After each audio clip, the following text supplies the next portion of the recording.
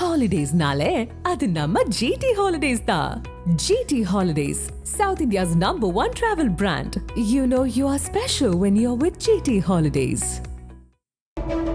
சீனாவில் இந்திய பிரதமர் மோடியும் ரஷ்ய அதிபர் புதினும் ஒரே காரில் பயணம் மேற்கொண்டிருக்கிறார்கள். கூடுதல் விவரங்களை வழங்குவதற்காக டெல்லி தலைமைச் செய்தியாளர் கணபதி இணைந்திருக்கிறார். கணபதி, நரேந்திர மோடி அவர்களும் விளாடிமிர் புடின் அவர்களும் இப்போ ஷாங்காய் ஒத்துழைப்பு மாநாடு சீனால நடைபெறுது. சீனால 2 பேரும் ஒரே காரில் பயணம் செய்திருக்கிறார்கள். ரஷ்யாவுக்கும் இந்தியாவுக்கும் இடையே இன்னும் இணக்கப்பாடு அதிகரிக்கிறது அப்படின்னு நம்ம பார்க்கணுமா? இதன் மூலமாக நம்ம என்ன அப்சர்வேஷன் என்ன? இதெல்லாம் அமெரிக்காவின் சமீப நடவடிக்கைகளின் எதிரொலி என்பதுதான் உலக அரங்கில் மிகவும் முக்கியத்துவம் வாய்ந்ததாக இருக்கிறது. அமெரிக்கா கூடுதல் இறக்குமதி வரிகள் உள்ளிட்ட பல்வேறு நடவடிக்கைகள் மூலம் இந்தியா, ரஷ்யா, சைனா, பிரேசில் உள்ளிட்ட பல்வேறு நாடுகளை குறிவைத்துள்ளது. குறிப்பாக ரஷ்யா உக்ரைனுடனான போரை அமெரிக்காவின் ஆணைப்படி நிறுத்த வேண்டும் என அமெரிக்கா விரும்புகிறது. அதே போல இந்தியா பாகிஸ்தான் விவகாரத்திலும் தலையிட அமெரிக்கா விரும்புகிறது. இப்படிப்பட்ட சூழலில்தான் அமெரிக்க நடவடிக்கைகளால் பாதிக்கப்பட்ட நாடுகளை சேர்ந்தவர்கள் ஒரு சேர ஒரே இடத்தில் சீன அதிபர், ரஷ்ய அதிபர் விளாடிமிர் புடின், இந்திய பிரதமர் மோடி என ஷாங்காய் ஒத்துழைப்பு மாநாட்டிலே ஒன்றாக அனைவரும் உலக தலைவர்களுடன் அங்கே நின்று பேசியது அமெரிக்காவுக்கு அனுப்பும் ஒரு செய்தியாக பார்க்கப்படுகிறது. அதே வகையில்தான் தற்போது ரஷ்ய அதிபர் விளாடிமிர் புடின் மற்றும் இந்திய பிரதமர் நரேந்திர மோடி சீனாவிலே ஒரே காரிலே பயணம் செய்கிறார்கள். சீனா இந்த இரு நாடுகளுக்கும் பலத்த வரவேற்பு அளித்திருக்கிறது. இந்திய பிரதமருக்கு சிறப்பு வரவேற்பு விருந்து வழங்கவும் விரும்பியது. ஆனால் பிரதமர் மோடி பல்வேறு ஆலோசனைகளில் கலந்து கொள்ள இருப்பதால் அதை மறுத்துவிட்டார். இத்தகைய சூழ்நிலையில்தான் தனியாக பிரதமர் மோடியை சந்தித்தார். அதே போல ஷாங்காய் ஒத்துழைப்பு மாநாட்டிலும் ஒவ்வொரு நாட்டை சேர்ந்தவர்களும் உலக வர்த்தக விவகாரம் குறித்து வலியுறுத்தி இருக்கிறார்கள். அத்தகைய சூழ்நிலையில் பிரதமர் மோடியும் அதிபர் விளாடிமிர் புடினும் ஒரே காரிலே பயணம் செய்வது மிகவும் முக்கியத்துவம் வாய்ந்த ஒரு விஷுவலாக கருதப்படுகிறது. அதாவது இதை பார்க்கும்போது அமெரிக்காவுக்கு தங்களுடைய நடவடிக்கைகளின் எதிரொலி என்ன என்பது தெரிய வரும் என்பதே உலக அரங்கில் உள்ள கருத்தாக இருக்கிறது.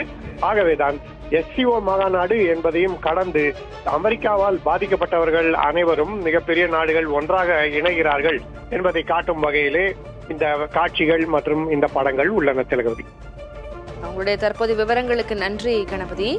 பேராசிரியர் திரு பெர்னாடி சாமி இது குறித்து பேசுவதற்காக நம்மோடு இருந்திருக்கிறார். சார் வணக்கம். வணக்கங்க. என்ன புரிஞ்சுக்கலாம், நம்ம பிரதமர் நரேந்திர மோடி அவர்களும் விளாடிமிர் புடின் அவர்களும் ஒரு இணக்கப்பாடு, அதே போல இப்போ எங்களுடைய செய்தியாளர் பதிவு செய்ததுன்னு பார்த்திருப்போம், அமெரிக்காவிற்கு எதிரான இல்ல அவர்களுக்கு சொல்லக்கூடிய ஒரு செய்தி தான் இது அப்படின்னு புரிஞ்சுக்கலாமா? கட்டாம எடுத்துக்கலாம். ஏன்னா இந்திய ரஷ்யா உறவு என்பது ஒரு இயற்கையான உறவு, பல ஆண்டுகளாக இருந்து கொண்டிருக்கிற ஒரு உறவு. அந்த உறவில் இதுவரைக்கும் நம்மளுக்கு விரிசல் ஏற்பட்டதே கிடையாது. அந்த உறவு தொடர்ந்து கொண்டே இருக்கின்றது. இந்த உறவு மேலும் வலுவடைவதற்கு இப்பொழுது அமெரிக்கா போல நாடுகள் இப்போது நமக்கு உதவி செய்திருக்கின்றன. டைரக்டாகவும் இன்டைரக்டாகவும் அந்த விதத்தில் தான் இறக்குமதி வரியை அவர்கள் 50% வாங்கி, அது மட்டுமல்ல, அதற்கு அவர்கள் சொன்ன காரணம் நீங்கள் ரஷ்யாவிடமிருந்து எண்ணெய் வாங்குகிறீர்கள், அந்த கச்சா எண்ணெயினால் தான் அவர்களுக்கு வருமானம் நிறையாக இருக்கின்றது, அதனால்தான் அவர்கள் அந்த போரில் ஈடுபடுகிறார்கள் என்று சொல்லியிருந்தார்கள். இதெல்லாம் ஒரு தேவையில்லாத ஒரு நம்மளை பற்றி சொல்லக்கூடிய ஒரு பழியாக இது இருந்தது. ஆகவே இந்த SCO மாநாட்டில் பார்த்தோம்னு சொன்னால் எல்லா நாடுகளுமே சிறப்பாக சைனா, இந்தியா, ரஷ்யா ஒன்றாக 3 பேரும் அமெரிக்காவினால் பாதிக்கப்பட்ட நாடுகள், பொருளாதாரத்தில் மிகவும் பாதிக்கப்பட்ட நாடுகள் என்ற அடிப்படையில் இவர்கள் எல்லோருமே ஒன்று சேர்ந்திருப்பது மிகவும் மிகவும் வரவேற்புக்குரியது. இதன் மூலமாக இந்த நாட்டில் உள்ள பெரும்பான்மையான மக்கள் இதனால் பயனடைவார்கள். தொழில் கட்டாயமாக இவர்களால் முன்னேறுவதற்கான வாய்ப்புகள் இருக்கின்றன. நிச்சயமாக நம்மளுக்கு பொருளாதார முன்னேற்றம் என்பதுதான் அதிகமாக இருக்கும். ஆகவே இவர்கள் ஒன்று சேர்ந்து வருவது என்பது மிகவும் வரவேற்கத்தக்கது. திரு பெர்னாடி சாமி, எனக்கு இதுக்கு முன்னாடி ஆட்சி காலத்திலையும் சரி, இல்ல பதவியேற்ற புதிதிலும் சரி, 2வது முறையாக அதிபராக பதவியேற்ற புதிலும் சரி, அமெரிக்க அதிபர் டொனால்ட் ட்ரம்ப் இப்ப இந்தியாவுடனான ஒரு சுமூகமான நிலைப்பாட்டில் தான் இருந்தார். இவரும் ஒரு ஆளுமை, நரேந்திர மோடி அவர்களும் ஒரு ஆளுமை, நண்பர்களாக தான் அவங்க பார்க்கப்பட்டாங்க. ஆபரேஷன் சிந்தூர் இந்த நடவடிக்கைக்கு பிறகு நிலைமை மாறி இருக்கிறதா பார்க்கணுமா? அதே போல ரஷ்யாவுக்கு எதிரான நிலைப்பாடு, சைனாக்கு எதிரான அமெரிக்காவுடைய நிலைப்பாடு, இதெல்லாம் சேர்ந்துதான் இப்போ இந்த 3 நாடுகளையும், இந்தியா, சைனா, ரஷ்யாவை இதை ஒருங்கிணைக்க வச்சிருக்கு அப்படின்னு நம்ம புரிஞ்சுக்கணுமா? ட்ரம்ப் அவர்கள் 2014 2020 வரைக்கும் இருந்தப்பயே அதுதான் முதல் தடவை அவர் அரசியல் பிரவேசம் என்பது அவருக்கு அதில் தான் அவர் எல்லாம் கற்றுக்கொண்டார். அப்போது ஒரு நட்பு நாடாக தான் நாம் இருந்தோம். ஆனால் அப்போதே அவர் சுற்றி இருக்க நாடுகளோடு அவர் இந்த இறக்குமதி வரியை பற்றி அதிகமாக பேசிக் கொண்டிருந்தார். இப்பொழுது 2வது முறை அவர் பதவியேற்றிருக்கும் பொழுது அவர் எடுத்த அந்த கொள்கை மேக் அமெரிக்கா கிரேட் அகைன் மகா அப்படின்ற ஒரு வாதத்தை தான் அவர் முன்வைக்கிட்டார். அவரால் என்னன்னா இறக்குமதி இவ்வளவு செய்துன்னா அமெரிக்கா, அப்ப அமெரிக்கால பொருளாதார முன்னேற்றம் என்பது இல்லை. அமெரிக்கா ஒரு மேனுஃபேக்சரிங் நாடு, ஒரு உற்பத்தி செய்யும் நாடாக அது இல்லை. அதனால்தான் நம்ம இன்னைக்கு இவ்வளவு நாடுகளோட நம்ம இறக்குமதியை நாம் செய்து கொண்டிருக்கின்றோம். அதன் மூலமாக அமெரிக்கா போனால் நிறைய வெளியே போகுது. அதை நாம் கட்டுப்படுத்தினாலே நம்முடைய பொருளாதாரம் பெருகுவதற்கு இது நன்றாக இருக்கும் என்று அவர் நினைக்கின்றார்.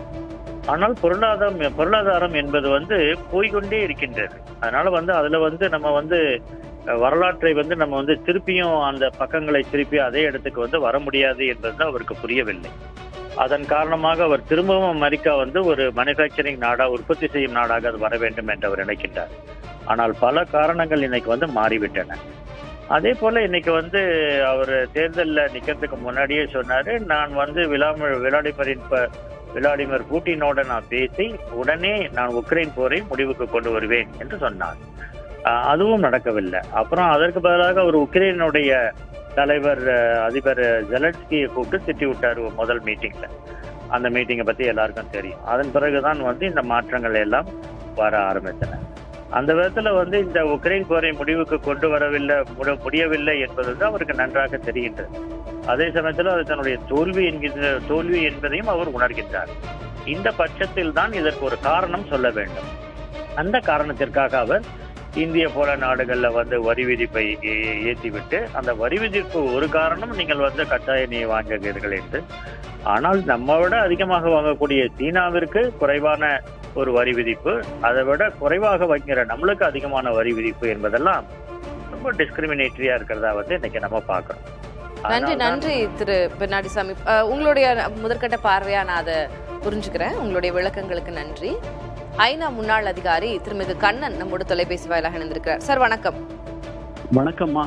ஷாங்காய் ஒத்துழைப்பு மாநாட்டிற்கு சென்றிருக்கிறார்கள் இந்திய பிரதமர், ரஷ்ய அதிபர் இருவரும் ஒரே காரில் பயணம் சென்றிருக்கிறார்கள். இந்தியா ரஷ்யாவுக்கு இடையிலான ஒரு இணக்கப்பாடு அப்படின்னு பார்க்க முடிகிறது. என்னென்ன தாக்கங்கள் இருக்கோ இது மூலமா நம்ம புரிஞ்சுக்க வேண்டியது என்ன?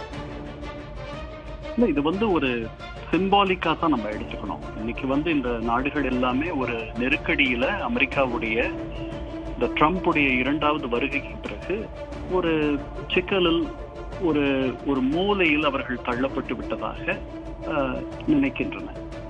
இந்த ஒத்துழைப்பு மாநாடு, இந்த அமைப்பு 2001 தொடங்கப்பட்டது. இதை பற்றி நம்ம அதிகமாக கேள்விப்பட்டதில்லை.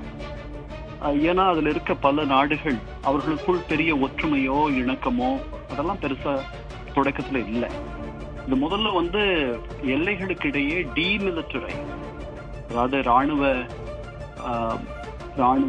பிரசன்ஸை குறைக்கிறது, அந்த மாதிரியான ஒரு அமைப்பு. அதுக்கப்புறம் அது ஒரு எக்கனாமிக் இனிஷியேட்டிவ், அந்த சைனாவுடைய belt road initiative, Eurasia initiative, இவங்க ரஷ்யாவுக்கு இதெல்லாம் அவங்க எடுத்து பண்ணிட்டு இருந்தாங்க. ஆனால் அது ஒரு பெரிய அமைப்பாக ஒரு 20 நாடுகளுக்கு மேல இருக்கு. இன்னைக்கு தொடங்கும் பொழுது 5 நாடுகள் இருந்துச்சு. அதுக்கப்புறம் பாகிஸ்தான், இந்தியா 2ம் அதுல சேர்ந்தாங்க. பட் அது ஒரு பெரிய அமைப்பாக இதுவரை நமக்கு தோன்றவில்லை. ஆனால் அது ஒரு பெரிய சந்திப்பு அப்படின்ற ஒரு நிலைக்கு அதை கொண்டு வந்ததுக்கு நம்ம ட்ரம்பை தான் நன்றி சொல்லணும். நன்றி திரு கண்ணன், இணைப்பில் பேசுவதற்கு. ஷாங்காய் ஒத்துழைப்பு மாநாட்டில் இந்தியா, சீனா, ரஷ்யா தலைவர்களின் சந்திப்பை அமெரிக்கா கவனித்து வருகிறது. இது தொடர்பாக வல்லுநர்களின் கருத்தையும் நாம் கேட்டு பெற்றிருக்கிறோம். ஹாலிடேஸ்னாலே அது நம்ம GT Holidays தான். GT Holidays, South India's #1 travel brand. You know you are special when you're with GT Holidays.